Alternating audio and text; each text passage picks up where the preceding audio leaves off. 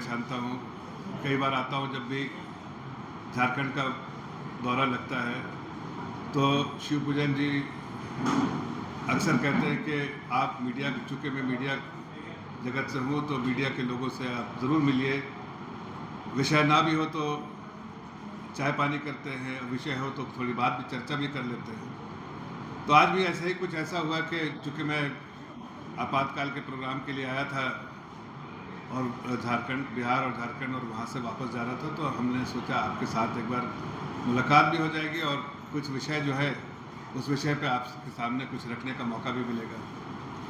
पिछले दिनों में हमने देखा, आप सभी को मालूम होगा कि वह अमेंडमेंट बिल जो आया था वो कानून में बदल गया है। पूरे देश में वो एक कानून बन गया है। लेकिन फिर भी जब हमने देखा कि कुछ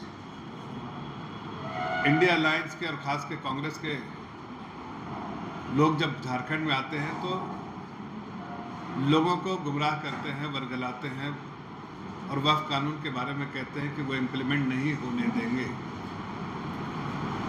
तो मुझे लगता है कि मैं इस बारे में थोड़ी आपको जानकारी दे दूं कि वक्फ जो है, वक्फ अमेंडमेंट बिल जो है अब तो कानून में तब्दील हो गया और उसकी इम्प्लीमेंटेशन भी शुरू हो गई। जो लोग ऐसा कहते हैं और लोगों को गुमराह करते हैं और आकर खास कर जो अपोजिशन में बैठे हैं लोग, वो जो इस तरह की बातें करके जाते हैं वो सरासर गलत है और हकीकत से परे है। मैं समझता हूँ कि उनके कांग्रेस पार्टी के एक एमपी ने इस बात का गुहार किया यहाँ पर कि हम नहीं होने देंगे। वो अच्छा मुशायरा कर लेते हैं। मुशायरा में तो शब्दों का खेल होता है, लेकिन उनको ये बात जाननी चाहिए कि ये मुशायरा नहीं, शब्दों का खेल नहीं, बल्कि ये कानून है और कानून वहीं पारित किया गया है जहां वो जिसके सदस्य भी वो है और उस कानून को पास में शायद उसका अपोजिशन हुआ होगा, लेकिन वोटिंग के बाद उन्हें भी मालूम है कि ये कानून बन गया है और कानून के बाद अब इसके जो है प्रेसिडेंट ने भी इस पर अपनी सहमति जता दी है और अब ये कानून को जो है इम्प्लीमेंटेशन का दौर चल रहा है। सुप्रीम कोर्ट में भी लोग गए थे, सुप्रीम कोर्ट ने कोई स्टे नहीं दिया। कुछ चीज़ों के लिए सुप्रीम कोर्ट ने जब तक कि फाइनल वर्डिक्ट ना आए उस वक्त तक के लिए एक दो चीज़ें रोक के रखी है। बाकी सारी चीज़ें के लिए सुप्रीम कोर्ट को कोई आपत्ति नहीं है और उसने सुप्रीम कोर्ट को कोई वैसे भी आपत्ति नहीं, स्टे ऑर्डर नहीं दिया, लेकिन एक दो चीज़ के बारे में सुप्रीम कोर्ट चर्चा करना चाहती है। बाकी चीज़ें तो सुप्रीम कोर्ट पूरे तौर से वो इजाज़त दे दी। ऐसे में किसी का आके कहना गलत है और वो लगता है कि समाज को कहीं ना कहीं, खास के मुस्लिम समाज को, जिससे मैं भी आता हूँ और इसलिए मैं सोचा आप लोगों से इस बात पर चर्चा करूँ कि मुस्लिम समाज को बार बार कटघरे में खड़ा करने का काम कांग्रेस पार्टी करती है। कांग्रेस पार्टी ने कभी मुस्लिम समाज का उत्थान किया नहीं है, लेकिन हाँ उनको वोट बैंक की तरह, अपनी जागीर की तरह इस्तेमाल किया है। लेकिन वक्त बदल रहा है, समय बदल रहा है और समय बदलते हुए मुस्लिम समाज को भी इस बात का एहसास होने लगा है कि हम सिर्फ एक वोट बैंक की तरह रह गए, हमारा उत्थान किसी ने किया नहीं। अगर उत्थान होता इतने साल में तो आज हम सिर्फ पंक्चर ही बनाते क्यों रहते। ये कम्युनिटी में बात होती है कि हमारा क्यों नहीं उत्थान हुआ। और ये मुस्लिम समाज से ही है।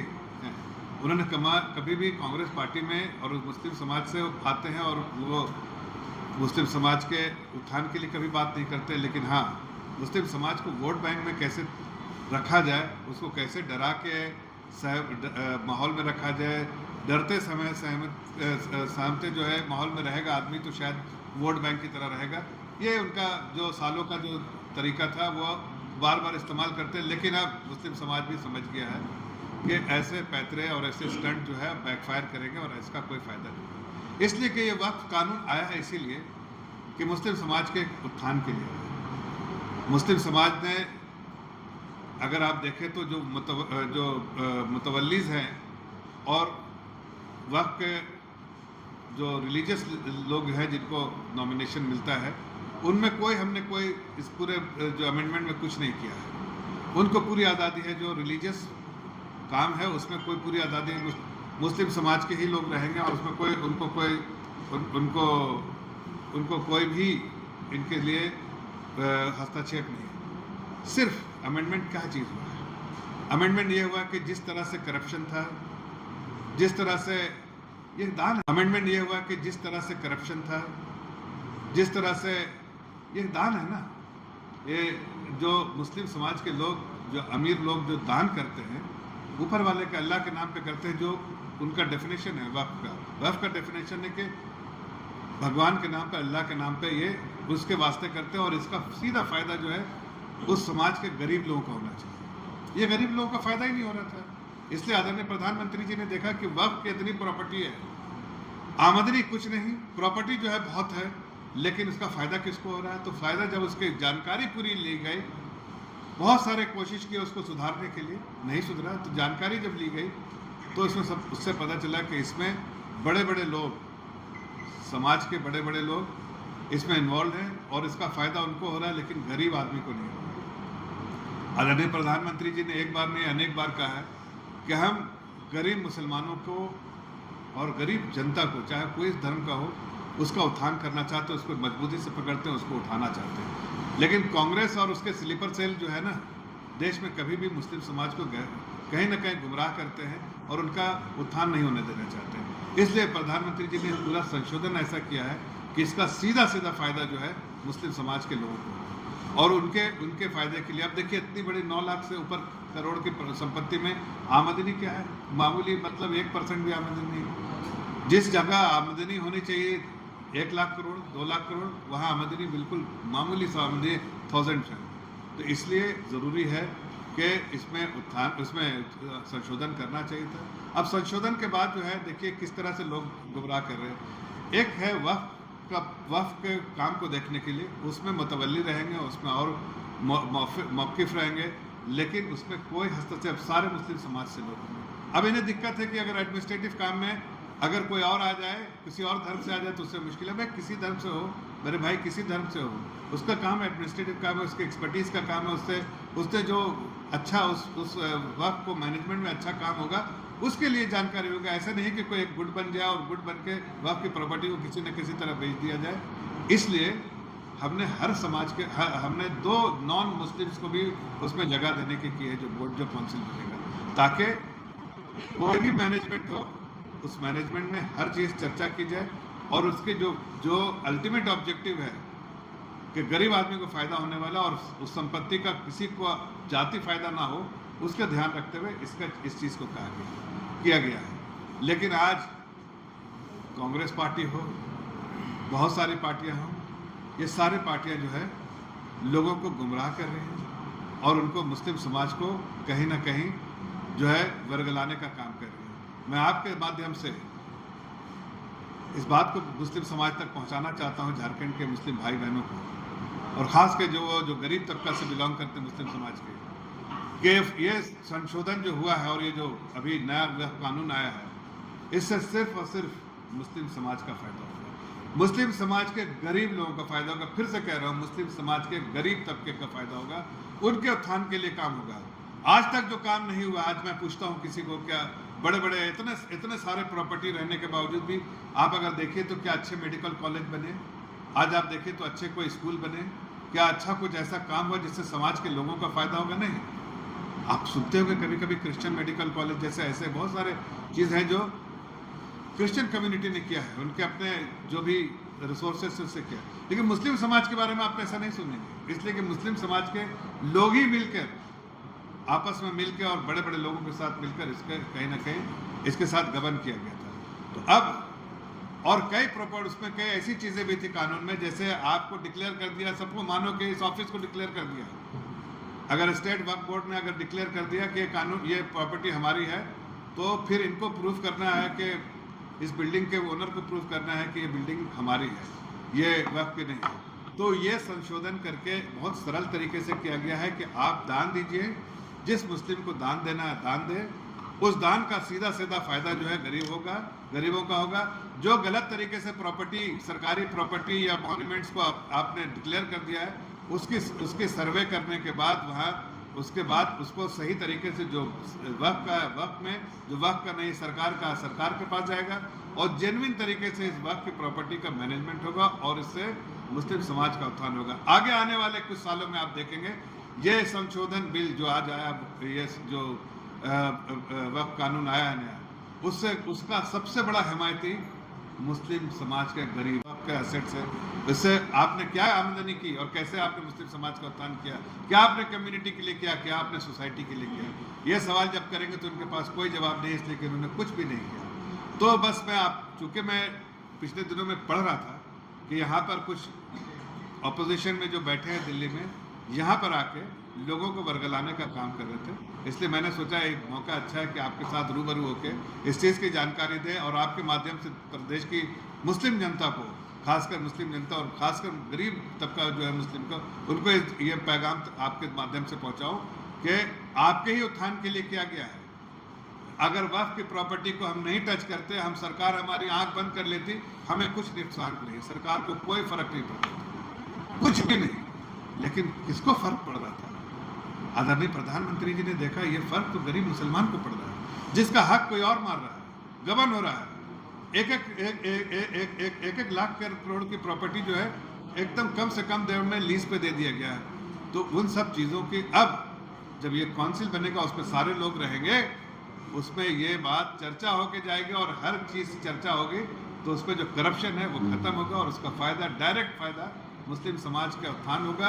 नए यूनिवर्सिटी बनेगी, नए मेडिकल कॉलेज बनेंगे, नए स्कॉलरशिप होंगे और सब इसी वक्त प्रॉपर्टी से होगा, जो आज तक किसी के प्राइवेट लोगों के पॉकेट में जा रहा था, अब ये गरीब लोगों के पॉकेट में जाएगा।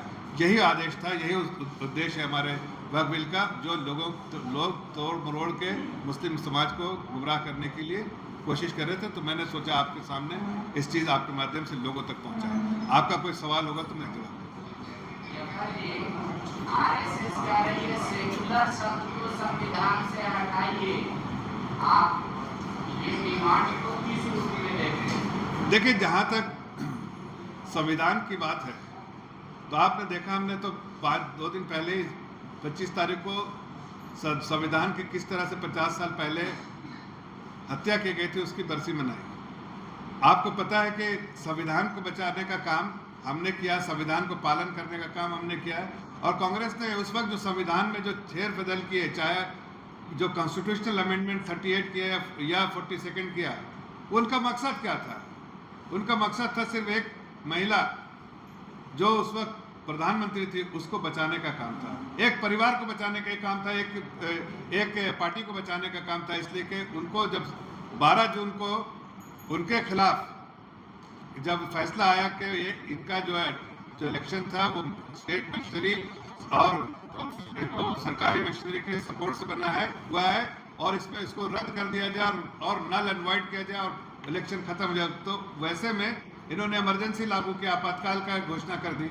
ये तो अपने फायदे के लिए किया और संशोधन भी अपने फायदे के लिए किया। समाज में क्या फायदा हुआ? हमने जब भी संशोधन किया है तो उसमें समाज का फायदा हुआ है, चाहे आर्टिकल 370 को हटाने का काम किया। तो मैंने आपसे मैं आ रहा हूँ, उसी पे आ रहा हूँ। तो देखिए, ये अभी पार्टी ने अभी इस पर कोई चर्चा नहीं की है, पार्टी ने कोई अभी औपचारिक रूप से कोई इस पर ऐलान नहीं किया है। इस पर जाहिर है लोगों की भावना है कि ये शब्द हटाया जाए, ये भावना है लोगों की, देश की जनता की भावना है और उस भावना को जाहिर है उसके बारे में चिंतन की जाएगी। लेकिन अभी औपचारिक रूप से इसके बारे में पार्टी ने कोई खुलासा नहीं किया। जब खुलासा करेंगे तो मैं आपके सामने रूबरू पार्टी का जो पोजीशन है लेंगे। लेकिन आप ये कहना चाहता हूँ कि बहुत सारे लोग, उसमें से हौसबले जी ने भी रखी है बात, बहुत सारे लोगों ने इस तरह की बात रखी है और ये चिंता का विषय है, डिबेटेबल सब्जेक्ट है, इस पर डेलिब्रेशन होना ही चाहिए, ये होना चाहिए। निरपेक्ष होगा अगर देश हमारा धर्मनिरपेक्ष की जगह, तो क्या जबरदस्ती कबूल होगा, ये मैं जानना चाह रहा हूँ। देखिए, देश का संविधान सबसे ऊपर है। देश के संविधान हमको हर हालत में, चाहे कोई भी संविधान, जो बाबा साहब जो संविधान देने का जो उनका असली जो सोच थी, उस संविधान के साथ हम खड़े हैं, संविधान का पालन करते हैं। जवाब दे दिए। देखिए, इसी के बारे में मैंने कहा अभी कि देखिए, जो 2 बॉडी होती है, एक होते हैं मतलब वकील जो होते हैं, और जो उसमें जो मुस्लिम समाज के लोग जो उसको होते हैं, वो जो इस्लामिक तौर से जो उसको मैनेज करना रहता है, वो इस्लामिक रूल जहाँ का कानून उसको फैसला करना पड़ता है, वो वहाँ पर जो है वाकिफ़, ये सब सारे लोग जो हैं वो सिर्फ मुस्लिम ही हैं, उसमें कोई कन्फ्यूजन नहीं। उस कानून को जो पढ़ा उनको वो तो शायरी वारी करते हैं, इसलिए मैंने कहा शायरी में शब्दों का इधर उधर हो सकता है, लेकिन कानून में इधर उधर नहीं होता। कानून तो कानून होता है। तो उसमें है कि वाकिफ मुवक्किल सब रहेंगे मुस्लिम, ये रिलीजियस अफेयर्स है। लेकिन जहाँ मैनेजमेंट का सवाल है, एडमिनिस्ट्रेटिव काम है, जैसे फंड का मैनेज करना, उसमें तो किसी की एक्सपर्टीज की जरूरत है ना, सही से हो। आज तक नहीं हो पा रहा है।